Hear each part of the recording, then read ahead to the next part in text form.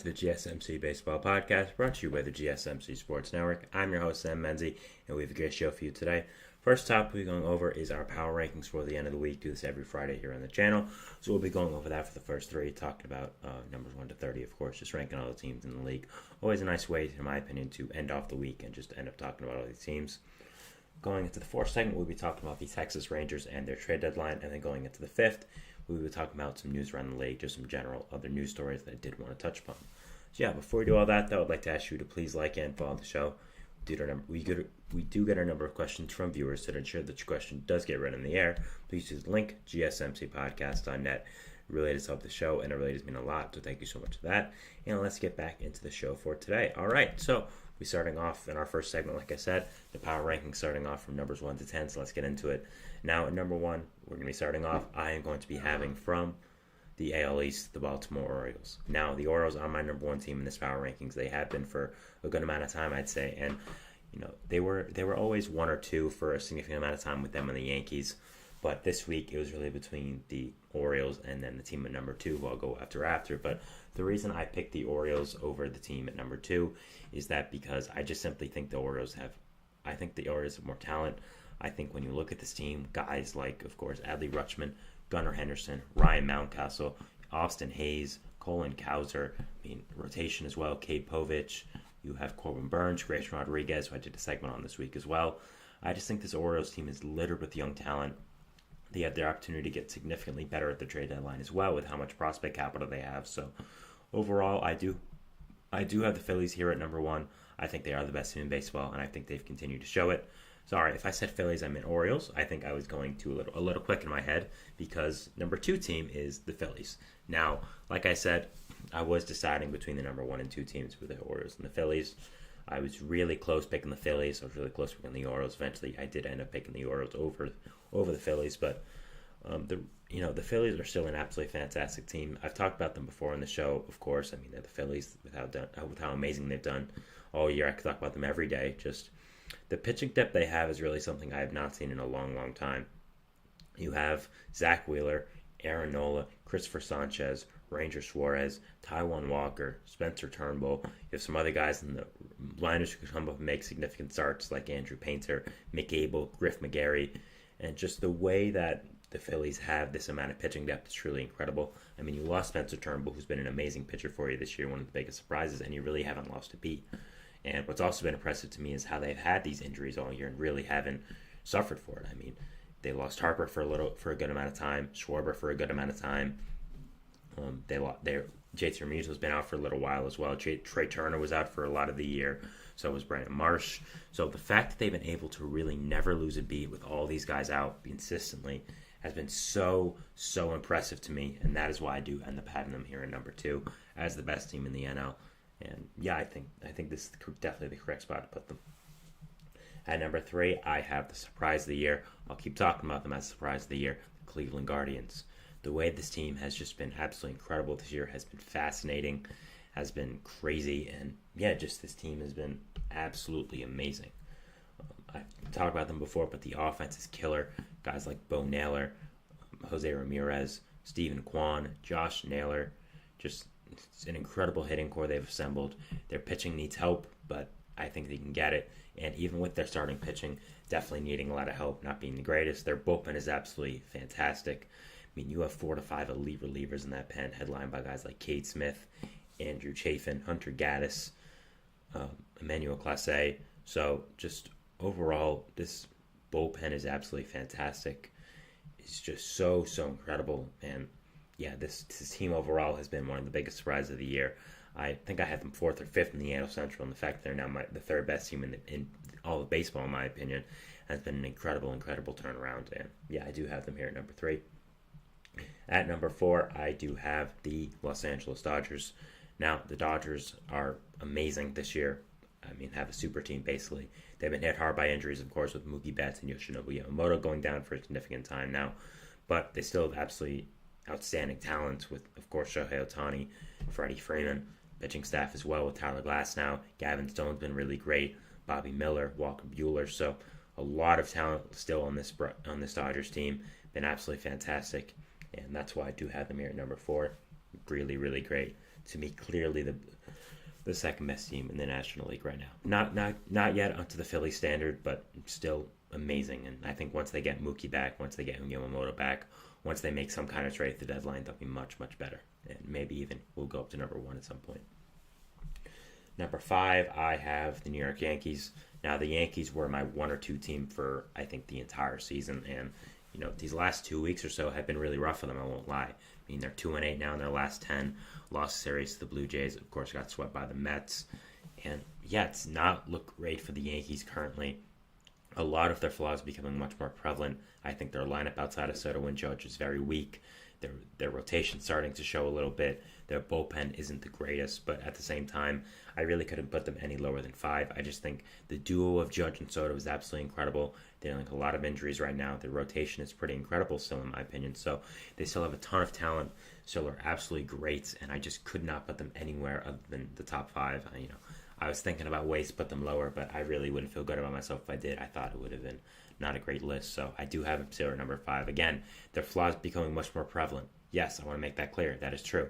But at the same time, they're still a fantastic team. Still have a ton of talent. Still have so many amazing, amazing players. And I do have them here at number 5. At number 6, I have the Minnesota Twins. Now, the Twins, of course, were in second place in the AL Central, second to the third place Guardians, third place in my power rankings. And yeah, this Twins team is fantastic. I talked about them yesterday. They did get a big blow to their hitting core with Royce Lewis getting hurt, but at the same time, Brooks Lee is still fantastic, and I think will be really good. Carlos Correa is great. You still have some other great, talented players on offense, of course, like Byron Buxton. Ryan Jeffers has been great. So overall, still a lot to like with this Twins team. Rotation's getting better. I mean, Pablo Lopez will definitely get better soon. I don't think he's going to be this bad the whole season. Still have some other great talented players like Bailey Ober, Louis Varland, Chris Paddock, Simeon Richardson. So there's a lot of players that are really nice here on this Twins team, and that's why I do have them here at number 6. Very high in that wild card spot. Second place in the AL Central. Have been really, really good this year, and I do have them here at number 6. At number 7, I have another American League team, the AL West leading Seattle Mariners. The Mariners have been absolutely fantastic this year. Their pitching core is incredible. I've talked about it before, but guys like Brian Wu, Emerson Hancock, George Kirby, I'm sure I'm forgetting one. Luis Castillo, how could I forget him? Just that's absolutely incredible. The offense is heating up. Julio's going to get better eventually. I don't think he's going to be as bad as he's currently doing. I mean, you can only go up from what he's doing right now. You can't really get worse than that. You also have some other guys like Cal Raleigh, Mitch Garver, Jorge Polanco, who are also very talented guys who haven't really started hitting to their fullest potential yet. So I still love this Mariners team a lot. I still think there's a ton of talent here. They've really done well in the AL West this year when everyone else has really been underperforming. They've stepped up and they've continued to be great. So I have them here at number 7. Number 8, I am going to be having the NL Central leading Milwaukee Brewers. The Brewers have been fantastic this year. There are some flaws in their team that have become much more prevalent over these past few weeks, including the pitching staff. But there's still a ton of talent here. Guys like Jackson Chourio, William Contreras, not Wilson, Rhys Hoskins, Christian Yelich, Tyler Black, Sal Frelick, guys like that who are really, really incredible talents. And yeah, I do have the Brewers here at number 8. I think they've been really, really good. And yeah, just one of the biggest surprises of the year. Number 9, I have a third place team. That's how deep the AL Central is. The Kansas City Royals. Royals are really in the same boat as the Mariners and the Phillies. Their pitching core is absolutely ridiculous.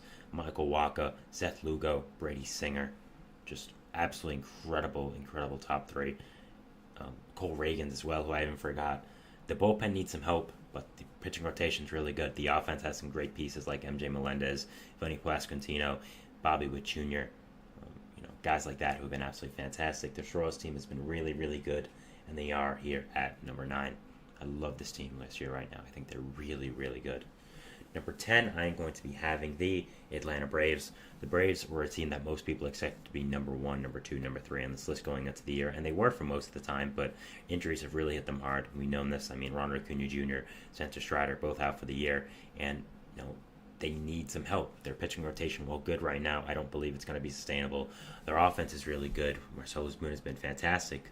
And, some of your other guys who have not performed as well are going to get better, but there's still a lot of flaws on this Braves team. I can't really put them higher than 10, as I've kind of had them in that range for, around the past 3-4 weeks now. So I think it's fair, and I do have them here at number 10.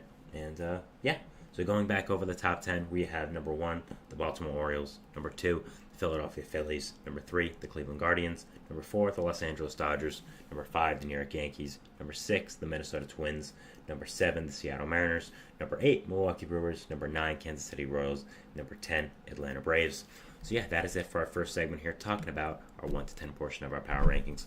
We'll be moving into our second segment, which is going to be talking about the 11 to 20 portion of the power rankings, just keeping that going for today on this beautiful Friday afternoon. So we talk about that, and we'll see you after the break. So thank you, and bye. Looking for your daily fix of sports talk without having to pay for it? GSMC Sports Network is available on YouTube. Just search GSMC Sports Network. Get your fix of daily sports talk shows on YouTube, absolutely free. NFL, college football, NBA, MLB, MMA, UFC, fantasy football, and so much more. GSMC Sports Network has shows running all day long, with new sports shows starting every 2 hours. Just like on your favorite cable sports channel, except GSMC Sports Network is absolutely free. Just search GSMC Sports Network on YouTube to catch one of your new favorite shows, like the GSMC College Football Podcast, Chip Shot Football Podcast, Hoops and Heels Women's Sports Podcast, GSMC Basketball Podcast, and so many more. Check it out for yourself. GSMC Sports Network, now available on YouTube absolutely free. Search GSMC Sports Network on YouTube right now.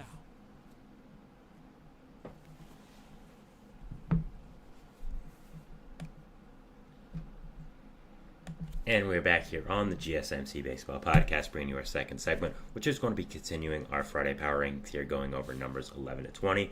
But before we do that, I'd like to ask you again to please like and follow the show. We do get a number of questions from viewers, so to ensure that your question does get read in the air, please use the link, GSMCpodcast.net. It really does help the show, and it really does mean a lot, so thank you so much for that. And let's get back into the show for today. All right, so going over our 11 to 20 portion of the power rankings here, we just did numbers 1 to 10, the elite of the elite, as I would say. So, we'll be going into 11 to 20 here. So, starting off at number 11, we have from the NL, the San Diego Padres. Now, the Padres are very much in the NL wildcard discussion right now. I believe have a spot at the time I'm recording this, and I assume it'll be posted. And the Padres have been really good this year. They have a ton of talent. I mean, I don't know if there's a team with more talent than the Padres. I mean, maybe the Dodgers, someone, but just the name value they have has been pretty incredible. Your lineup is great. Guys like Luis Campusano, Jake Cronenworth, Manny Machado, Fernando Tatis Jr., Jackson Merrill, Luis Arias, Jurickson Profar has been insane this year. So a lot of talent on this Padres team.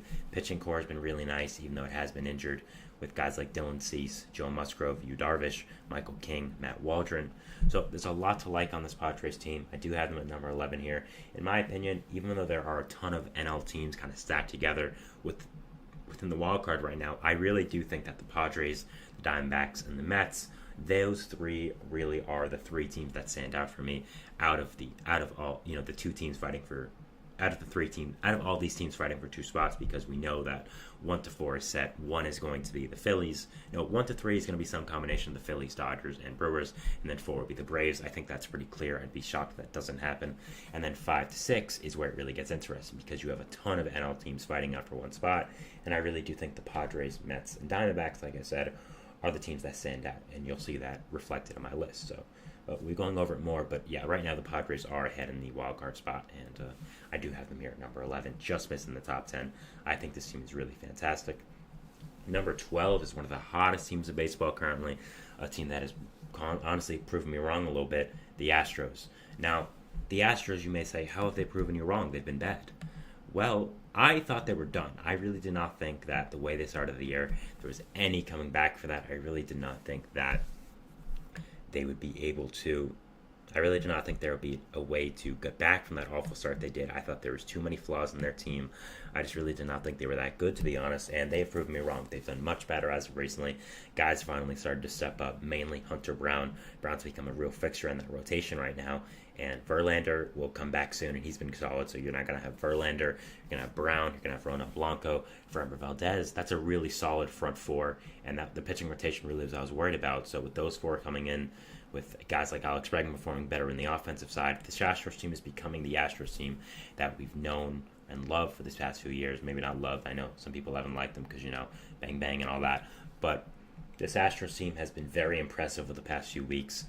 Again, I think Hunter Brown coming together and locking in to be the guy that we thought he could be coming up as a prospect has been very, very important to this Astros team, and that is why I do have them here at number 12. They've been very, very impressive. Number 13, I have one of the teams I was just mentioning, the New York Mets. The Mets' ascension over these past few weeks has been very, very impressive. They did hit a little bit of a road bump, not winning a series against the Nationals. They split it, which is not great because it's the Nationals. But the thing about the Mets is their offense is incredible. Their pitching staff has a ton of depth, maybe even, I'd say, more than most teams. They have, I'd say, around 9 or 10 guys right now that I, as a Mets fan, would feel confident in making an MLB start. So that's, I think that's something that really is not talked about enough. The pitching depth they have, we've heard rumors that they could trade from it because of how much they have traded a guy like Sean Manaea, Luis Severino, Jose Quintana. But the Mets, even though they did lose those 2 games in a row to the Nationals, coming up with a big series now against the Pirates, their problems are very fixable and their problems are very known. It's their bullpen. Their bullpen stinks. Their bullpen is bad, bad, bad. But the thing is, you can always fix a bullpen. You can find arms that are good for a few months because bullpen arms are so volatile. They switch on and off. You're getting Edwin Diaz back soon. You're getting Kodai Senga back to the rotation soon, which should help the bullpen. If you might have some guys like Tyler McGill, David Peterson move there. You have guys in the minor leagues like Eric Orris who could potentially come up.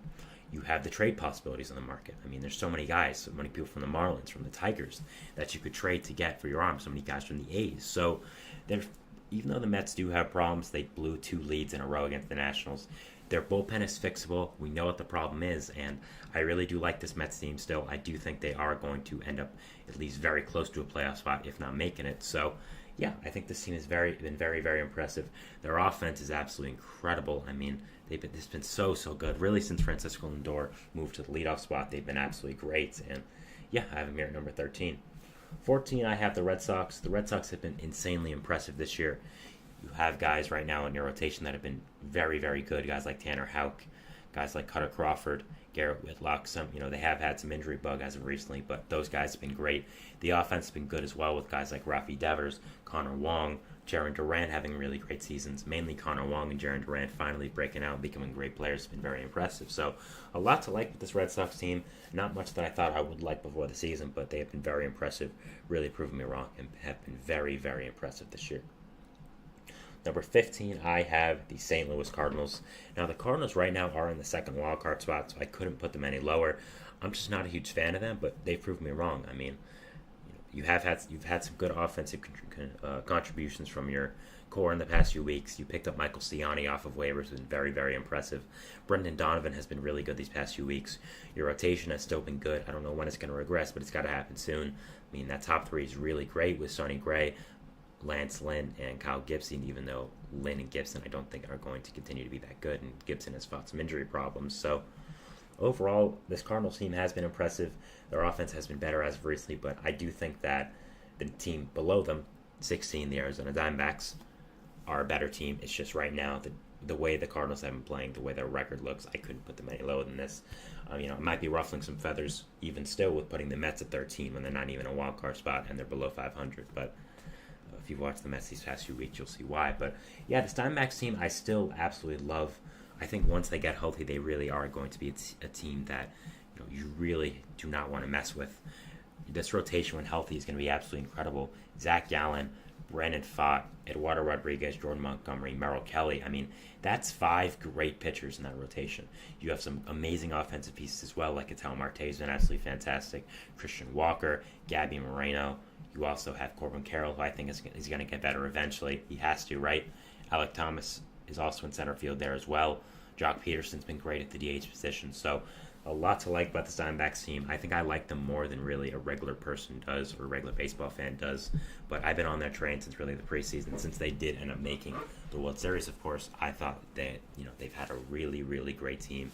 A lot of talent here, and I do have them at number 16.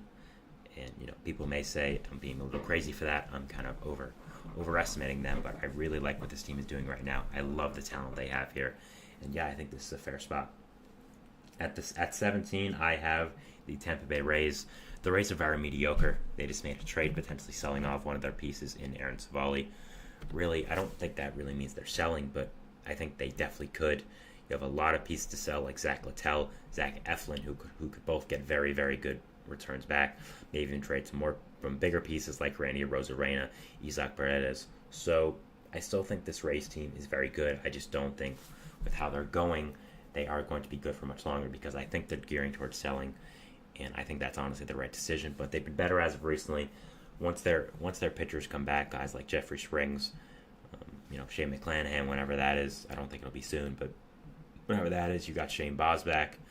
Obviously moved on from Aaron Savali after that trade. So lots to like about this Rays team, but they are going to be selling soon, and it does not look like they'll be competitive for much longer. 18, we have the Pittsburgh Pirates. The Pirates have struggled as of recently, losing series to the Braves, to the Cardinals, but I still really like the talent on this team. Again, the top three of that rotation really is just untouchable. Paul Skeens, Mitch Keller, Jared Jones. You have other young prospects coming up for the pitching, like Anthony Solometo, Bubba Chandler, so this pitching is going to be absolutely incredible. They need to find some bats, though. I mean, other than Connor Joe, Brian Reynolds, I don't really see anyone that might be a long-term piece there. Brian Hayes plays great defense, but I don't know if that's really what you want right now. So they need to find some bats. Once they do that, they'll be very, very good. I'm looking at this team next year as a team that really is going to do some damage, and I'm very excited to see what the future looks like with them. Big series coming up with the Mets, two NL wildcard hopefuls. Important series for both teams. I really think this could be a do-or-die series for the Mets. If they lose this, they might have to change track on their season. We'll have to see, but going to be very interesting to watch. Paul Skeens tonight, so excited to watch him, especially against my team. If you watch the show enough, you know I'm a Mets fan, but you see the Mets jersey right there. So I'm very excited to watch that, and very interested to see what the matchup does look like today. Just excited for some great baseball. 19, we have the Pirates' NL Central rival, the Cincinnati Reds, another team I was very high on before the season that has not done as great. I mean, this Reds team has been injured to hell and back, but they have gotten some guys back. They've gotten Noelli Marte back, so some of their depth is returned, but their pitching hasn't been as great with guys on and off the injured list all year. Hunter Green, Nick Lodolo, Frankie Montas, good top three, but Lodolo's been injured. Montas, I think, is going to be traded and hasn't been that great either, so bullpen is nice. Guys like Brent Suter, Alexis Diaz back there, Sam Mole as well. So a lot of nice pieces. I mean, the hitting core is obviously incredible with Noelli Marte, Ellie De La Cruz, who's probably going to be an all-star. So a lot to like here on this Reds team. Just have not been able to put it all together for whatever reasons. Really, I think it's injuries. Matt McClain getting hurt before the season was a big one. So yeah, have the Reds at 19 here, but I think they're better when they're healthy. That's a sentence that sounds pretty stupid. Because every team is better when they're healthy. The Reds are significantly better when they're healthy, and they need to get healthy. So that's what I'll say. I think really next year is the year when everything goes right. I would not be surprised if they end up winning this NL Central. And at 20, ending off this portion, I have the San Francisco Giants. The Giants are a team who, simply put, does not have a ton of hitting talent. Some guys have stepped up in recent weeks, like Patrick Bailey, Heliot Ramos. The pitching is really nice with Logan Webb there, Kyle Harrison, but at the same time, just they need to get some more hitters. I think this team is very, very mediocre, and that's why I do end up having them here at number 20. So yeah, that is our 11 to 20 portions of our power rankings here. Going over it again: 11 San Diego Padres, 12 Houston Astros, 13 New York Mets, 14 Boston Red Sox, 15 St. Louis Cardinals, 16 Arizona Diamondbacks, 17 Tampa Bay Rays, 18 Pittsburgh Pirates, 19 Cincinnati Reds, 20 San Francisco Giants. Yeah, that is it for our 11 to 20 portions of our power rankings. Moving into our third segment, which is going to be talking about the 21 to 30 portions of the power rankings. So yeah, just continuing this, and we'll be seeing you after the break. So thanks, and bye. Looking for your daily fix of sports talk without having to pay for it? GSMC Sports Network is available on YouTube. Just search GSMC Sports Network. Get your fix of daily sports talk shows on YouTube, absolutely free. NFL, college football, NBA, MLB, MMA, UFC, fantasy football, and so much more. GSMC Sports Network has shows running all day long, with new sports shows starting every 2 hours. just like on your favorite cable sports channel, except GSMC Sports Network is absolutely free. Just search GSMC Sports Network on YouTube to catch one of your new favorite shows, like the GSMC College Football Podcast, Chip Shot Football Podcast, Hoops and Heels Women's Sports Podcast, GSMC Basketball Podcast, and so many more. Check it out for yourself. GSMC Sports Network, now available on YouTube absolutely free. Search GSMC Sports Network on YouTube right now.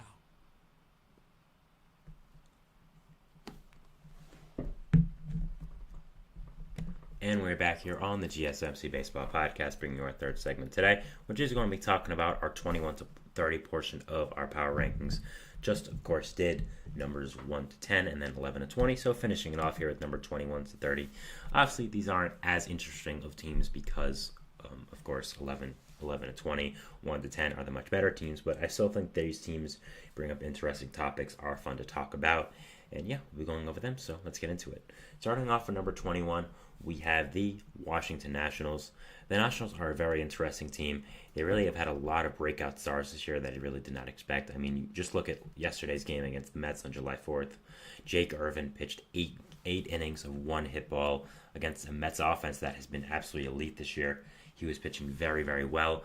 That's another breakout piece that no one saw coming. Mitchell Parker, another guy. So, you know, there's been a lot of talent on this Nationals team that we did not expect. A lot of infusion of young talent here. I mean, you just caught up James Wood, of course. You also again have some pieces that are great, like C.J. Abrams, who has been absolutely fantastic this year. So I think that overall this Nationals team has been very, very good this year.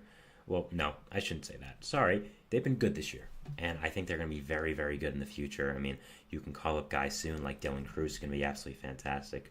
Robert Hassel as well. So there's a lot to like if you're a Nationals fan in the future.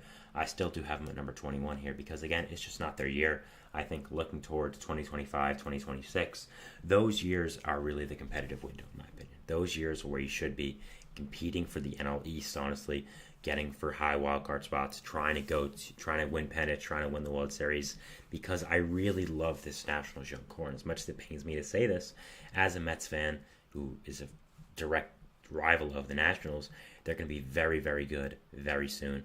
It's just this year's a little too quick.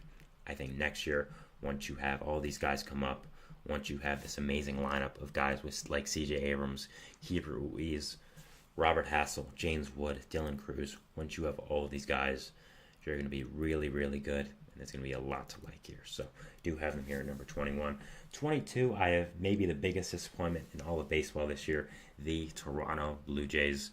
Now, the Blue Jays have just been bad. I think really what's been missing with them, I talked about it before in the show because they've been a hot topic, of course. They just don't have an identity. I just think this team is really stuck in the water of being mediocre. Vladimir Guerrero Jr. has been great, but other than that, I just don't really see anyone that is a superstar on this team. Kevin Gausman hasn't been as great as you would expect. Your rotation's still been good with guys like Gausman, like Barrios, like Bassett, but at the same time, I really don't see many players on this team who can be considered superstars. So I do think the Blue Jays are heading towards some kind of deep rebuild, to be perfectly honest. There are some nice prospects who can come up, like a Ricky Tiedemann, but I just don't think there's anyone that is going to be really saving the franchise, quote unquote. You might have had that guy in Arovis Martinez, who I thought would be very, very good, but he, of course, got popped for PEDs after one game in the big leagues. So just really nothing's going right for the Blue Jays right now. One of the biggest disappointments of the entire year, and I do have them here at number 22. Number 23, I have the Tigers. Man, I really thought the Tigers would make a step up for this year. I really thought that their young bats would finally come together. Their pitching would be really good, and honestly, their pitching has been great. Reese Olson's been great. Jack Flaherty's been great. Tarek Skubal's probably going to win the Cy Young.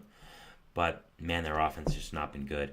You relied on guys like Colt Keith, Parker Meadows, Spencer Torkelson end up being really good impact players this year. And Meadows is in the minor leagues. Torkelson's in the minor leagues.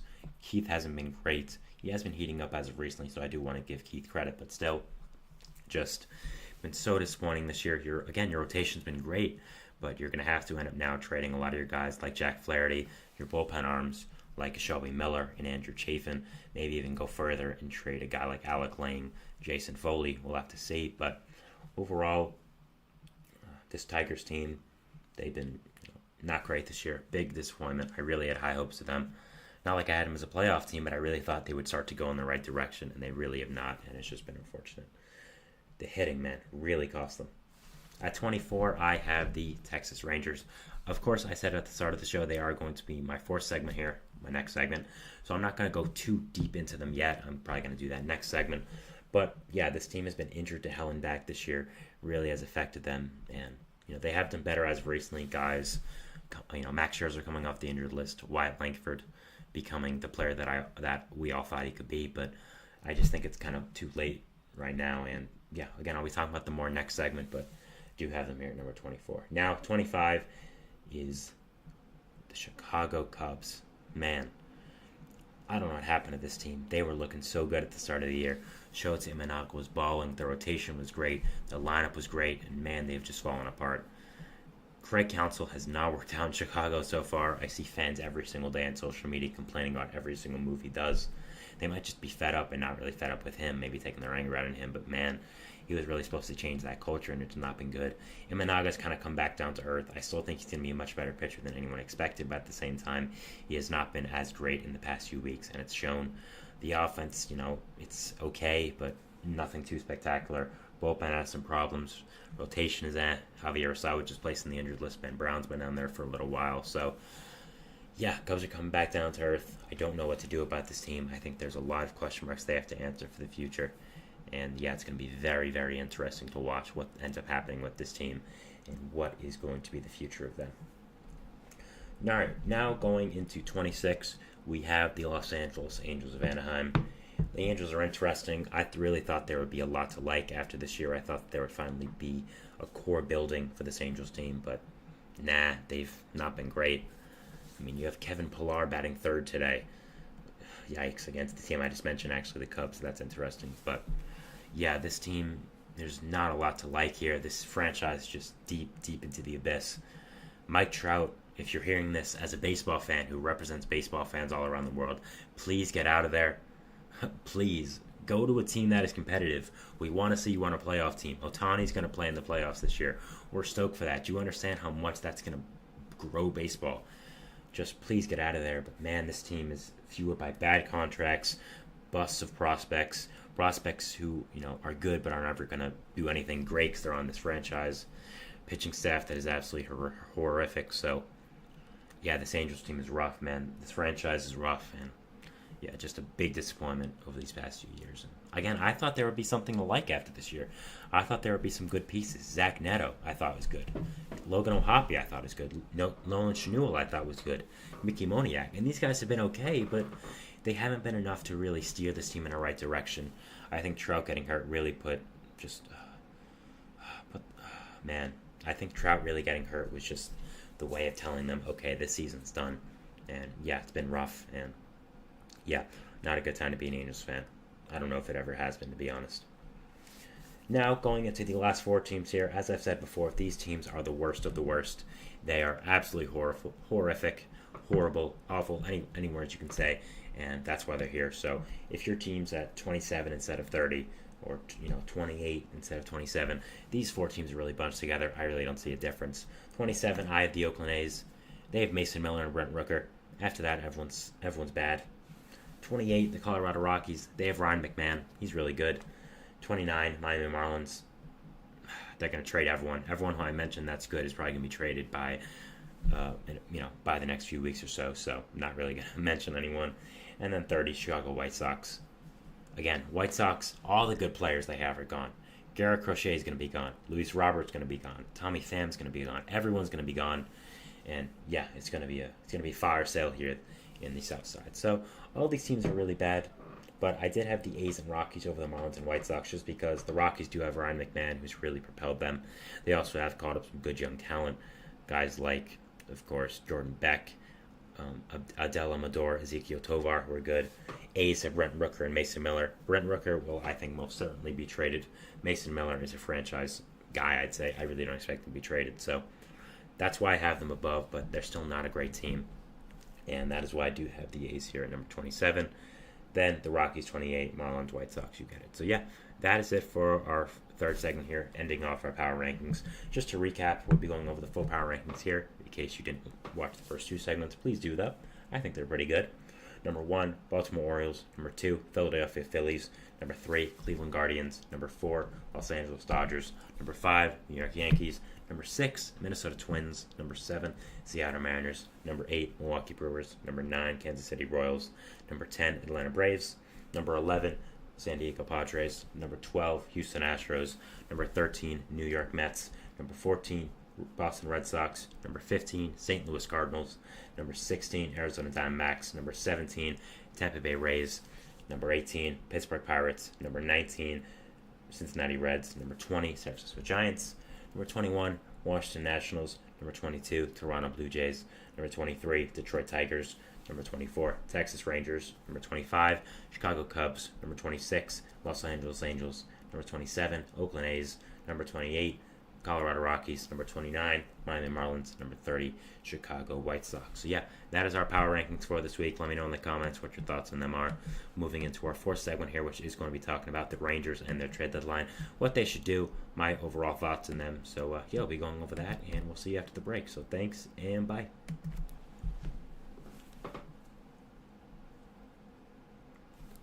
For the best and latest podcasts available anywhere, go to the podcast app on your cell phone and type in GSMC to access free content-rich podcasts on health and wellness, book reviews, sports, entertainment, relationships, social media, movies, technology, finance, and even weird news. Subscribe and download the GSMC Podcast Network's family of shows, available everywhere podcasts are found.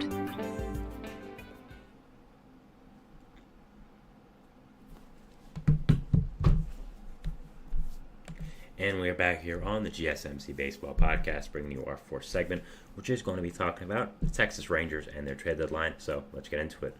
The Rangers are one of the most, I'd say, what's the word I'm looking for? Sorry, of course I have it in my mind when I'm trying to talk about it, and then when I actually have to say it, it goes away. But yeah, one of the biggest teams going into this trade deadline. One of the most, I'd say, just a team that. You go into this trade deadline, you're looking at them, you're seeing what they can do, and you're just looking at this team overall. Again, I had the word for it, but of course it escapes my mind. And yeah, going into this trade deadline, there's a lot of decisions that have to be made about this team. I mean, they're of course the defending world champions, so they want to kind of defend their honor, I'd say, try to make a run for the playoffs. And that's nice, but I think we have to look right now at really just reality and see what is going to be happening with this Rangers team. So, first of all, you have to look at the standings here. You have to look at where the Rangers are indeed. And right now, currently, the Rangers in the AL West are in 3rd place, only 2.5 games above the Los Angeles Angels, who, in my opinion, are absolutely awful. Again, 8 games out of the West lead, currently 8.5 out of the wild card. And I think it's time to face reality for the Rangers that they are going to have to be sellers, and that it is time for them to, again, kind of blow up this year's team, look towards next year. And again, nothing to hang your head about. I mean, this team has been amazing. I mean, they won the World Series last year, so nothing to hang your head about. But if I'm them, I'm really getting some guys out of here and focusing on next year. Now, there's a lot of great trade pieces on here. Again, I think the question is going into this thing for them, buy or sell. In my opinion, I'm selling. And yeah, I mean, you're looking at these pieces here. First of all, you have Nathan Eovaldi. This is a guy who has proven to be a playoff riser, a true playoff ace. And man, I think is going to be someone that is very, very valuable at this deadline. If you're a younger team, like let's say the Orioles, or let's say the Guardians, who needs a frontline arm, who has proven to be a guy, a dude in the playoffs, Nate Eovaldi is your guy. I mean, he's been a bulldog in the playoffs, helped the Red Sox with their World Series, helped the Rangers with theirs, is a guy that has proven to be someone that who does not get nervous under these lights, and I think will be a fantastic addition to any team. John Gray would also be a great addition to some team. Only 1.5 years left on his contract. I think the Rangers would be smart to move him. Andrew Heaney, same thing. Michael Lorenzen, a year left. Scherzer, I think, is also going to be gone. Not sure about Tyler Mahle because he hasn't pitched yet this year. So I think there's a lot of talent the Rangers can get back for this team.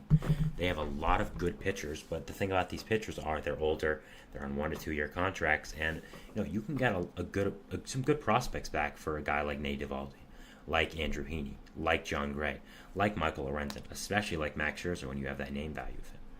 And yeah, I think that selling off these guys, looking towards the next years or so, seeing what you do for your rotation would be, would be a lot smarter. I mean, looking at next year, you have, of course, guys like Jacob deGrom. He's coming back. He'll be a big part of your rotation. After that, you also, so first of all, you have deGrom there, who is, of course, going to be there.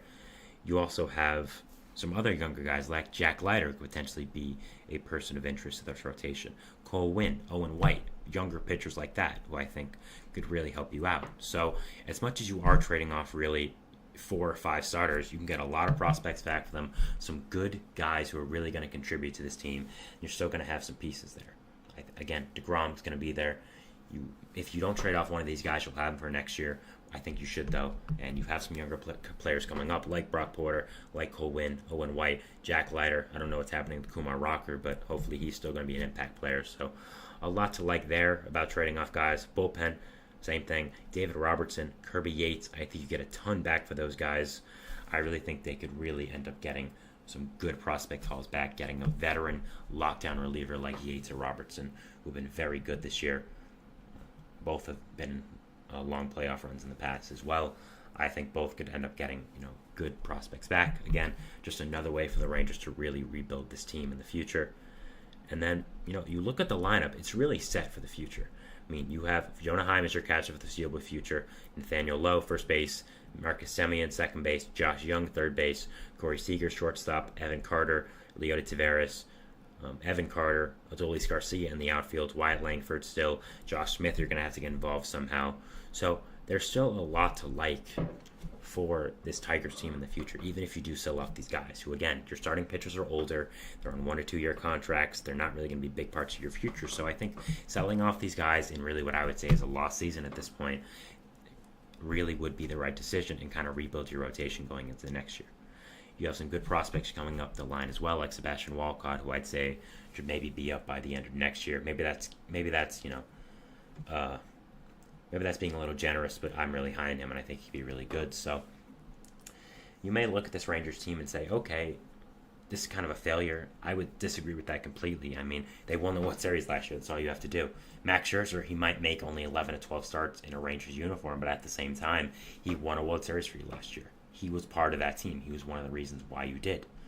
Luis Angel Acuna, you traded, even though he might be a really good player for the Mets in the future. You won a World Series, which is all that matters. So I think right now, this year is for the Rangers to look towards the future more.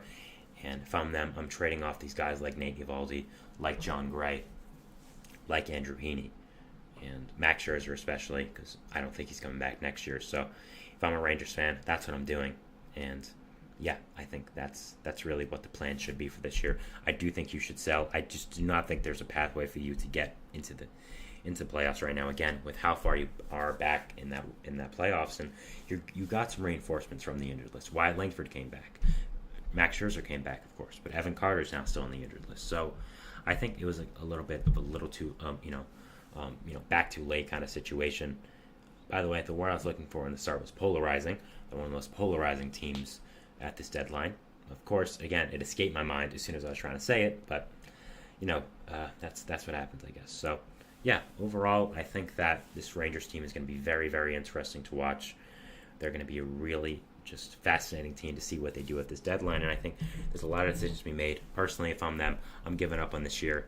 I'm trading all these guys on 1 and 2 year contracts, getting some youth in, and look, you've shown you can prove. You've shown in the past that you will spend a lot of money, and with this, with the pitchers on the market this year, Corbin Burns, Max Fried, guys are going to be free agents. I don't see why you wouldn't make a big run at one or two of those guys. Add them with Jacob deGrom, add them with some of your young guys. Dane Dunning is a guy I forgot to mention as well. So still a lot to like for this Rangers team. Still a lot of good players that I think are going to be impactful, especially this offense. I mean, man, this offense is incredible. So as much as I do think you should sell, maybe give up on this year, quote unquote, there's still a lot to like about you guys. Still a lot of talent here. Still a lot of great players. And yeah, very excited to see what happens in the future. and very excited to see what direction the Rangers do go in for this deadline. Again, a very polarizing team. Won the World Series last year, of course, but it'll be very interesting to see what their decisions are for this year. So yeah, that is our fourth segment, talking about the Texas Rangers and their trade deadline. We'll be moving into our fifth and final segment, which is going to be talking about some news around the league, just some general news stories I did want to touch upon, stories that I thought were, good and meaningful, but maybe not meaningful enough to get a full segment on, so I did want to bunch them all together. So yeah, we'll be talking about that, and we'll see you after the break. So thanks, and bye.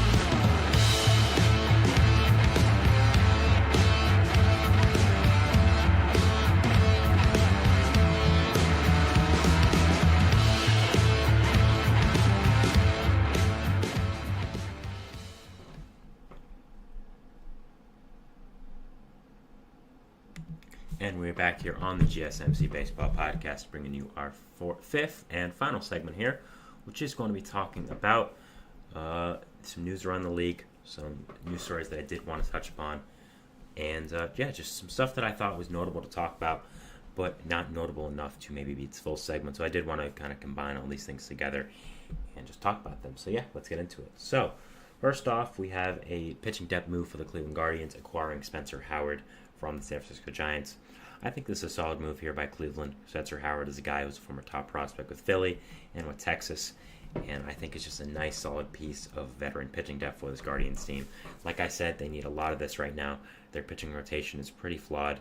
Their bullpen is pretty good, but again, I think their rotation really needs some help, and acquiring guys like this who are low cost, have, I guess, high upside, quote-unquote, because of what they used to be, I think is a really good move by Cleveland. And with where you are right now with your franchise, I think it's a solid move. Nothing really too crazy, just again a good piece of veteran pitching depth that can really eat some innings and come in the game if you need them to. So yeah, next off we have some pieces of Angels news. This is actually very interesting, so I did want to touch upon it. Luis Rengifo has been placed on the IL, and the Angels have called up Keston Kjerstad. Sorry, I just said a completely wrong name. Keston Hiura. I meant the name I said was Heston Kjerstad, who's an outfielder for the Orioles. I meant to say Keston Hiura. That has never happened to me before. Sorry about that. But yeah, Rengifo, of course, going on the IL. That is also something that's significant. I'm not sure how long he's going to be out. It doesn't seem like it's going to be too long. It seems like it's just a regular 10-day IL stint or a minor injury, as from what I have gathered. Rengifo, it looks like he is going to be traded at the deadline for something. I think he is going to be a valuable piece with how well he's hitting this year.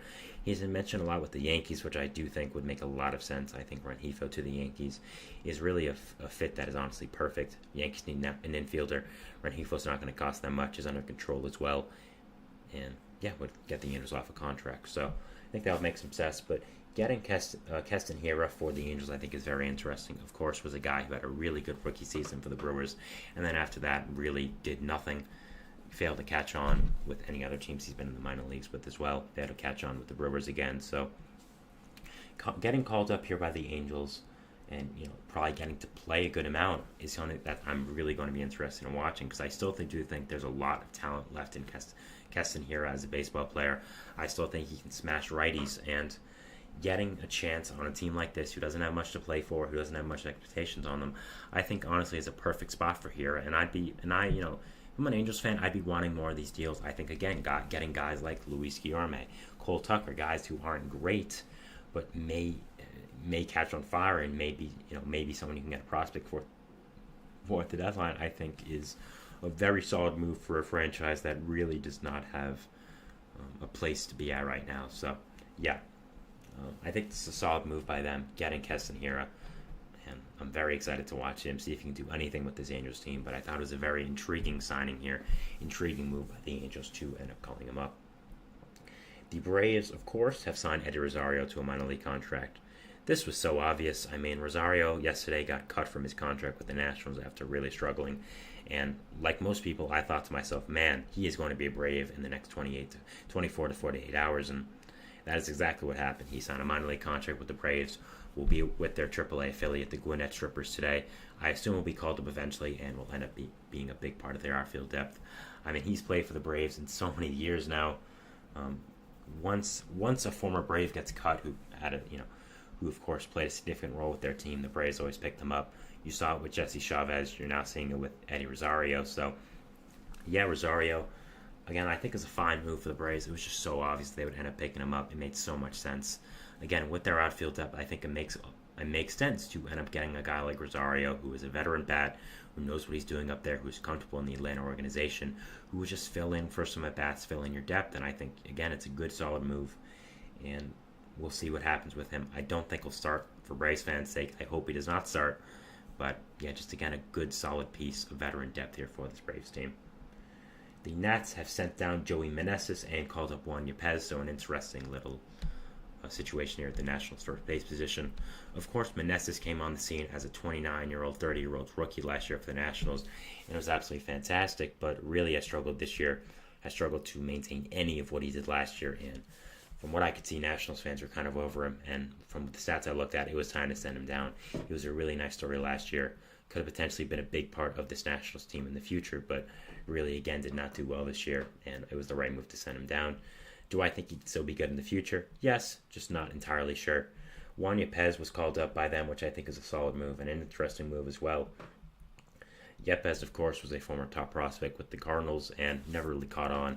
Signed a minor league contract with the Nationals. Has done pretty well in AAA, so it will be interesting to see with consistent reps at first base what he can end up doing and, how he is going to end up hitting. I think he could maybe latch on to a bench spot with the Nationals for next year if he starts hitting well for this. So we'll be interested to see there. But again, these teams like the Nationals who are trying to find more players for their core, picking up former players like a Yepez who really never caught on as a prospect, I think is a good solid move. And I like the move a lot in theory, and I think it was a good process by the Nationals to be able to get him. Then we have Trayce Thompson. He was released by the Mets. Thompson, of course, signed a minor league contract with the Mets earlier in the offseason, had a really nice spring training with them, was really making a way to be the Mets' fourth outfielder on the roster going into the year, but unfortunately did not make the roster and was stuck in AAA. Did okay there, but I guess not enough to stay on the roster, and the Mets did end up releasing him. Would be funny to see Trayce Thompson go to the Rangers, and both him and his brother now would sign from different teams to Dallas, Texas. So obviously Clay, his brother, who I'd say is more notable than him. Sorry, Trayce did sign with the Dallas Mavericks for agency, so it would be interesting to see again if Trayce does go to the Texas Rangers. I think it would be really interesting to see that happen. It would be fun, but yeah, I think Thompson could be good veteran outfield depth to a team that needs it. Again, almost was the Mets starting outfielder, fourth outfielder coming out of spring training, and being able to pick him up for a team right now this late in the season, I think will be a very solid addition. And I still do think there is some talent in that bat. He was very good with the White Sox and the Dodgers a few years ago, so I think there is, again, a part of him that can be really good depth for a team. Finally, Jared Jones was placed on the 15-day IL by the Pittsburgh Pirates.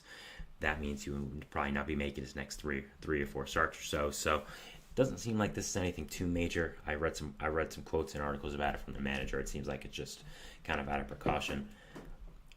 Pirates, again, right now are going into a big series against the Mets, 2 NL wildcard hopefuls, and not having Jones for that will kind of suck. But overall, again, I think that it's better to be safe than sorry when you have young pitchers nowadays. And yeah, I mean, Jones has been fantastic this year. Really don't want to ruin that at all. So putting on the 15-day IL out of precaution, I think, is a good move. And, always have to be safe with these younger arms, especially one that has shown so much talent as Jared Jones and has really flashed as much as he has. So, yeah, Those are the topics here, going over them again. Spencer Howard getting traded to the Guardians from the Giants. Really nice pickup of solid pitching depth for this Guardians team that definitely needs it. Luis Rengifo to the IL, calling up Keston Hiura. Very interested to see what is going to happen with Keston Hiura for this Angels team, how he is going to end up playing. Braves sign Eddie Rosario. Again, very obvious. We all knew this was coming. Good, solid, veteran outfield depth for this Braves team at this point in the season. Nationals sent down Joey Meneses and called up Juan Yepez. Unfortunate for Joey Meneses, who was a great story last year, but Juan Yepez, very interested to see how he does end up performing with this Nationals team. Trace Thompson, released by the Mets, I think would be a good pickup for any team needing some veteran outfield depth, whether that's fourth outfielder, whether that's in the minor leagues, I think would be a good addition. And then Jared Jones, who the 15-day IL, I think would, is obviously not something that Pirates fans are going to be too happy about, but at the same time, I don't think it's anything you need to be too worried about. It seems like it's just out of precautionary reasons, which is good. So that is my show for today, guys. I want to thank you so much for watching. Remember to like, subscribe to the notification bell so now they get notified when I upload, but when all the other great content creators on this channel do. Make sure to follow us on Facebook, Twitter, TikTok, and Instagram for more content and updates. Thank you for watching this week. Have a beautiful weekend. It's a beautiful day outside. Enjoy it, and we'll see what baseball throws at us tomorrow and Sunday as well. And we'll see you back here on Monday. So yeah, thank you guys so much for watching. See you out on Monday. Thanks, and bye.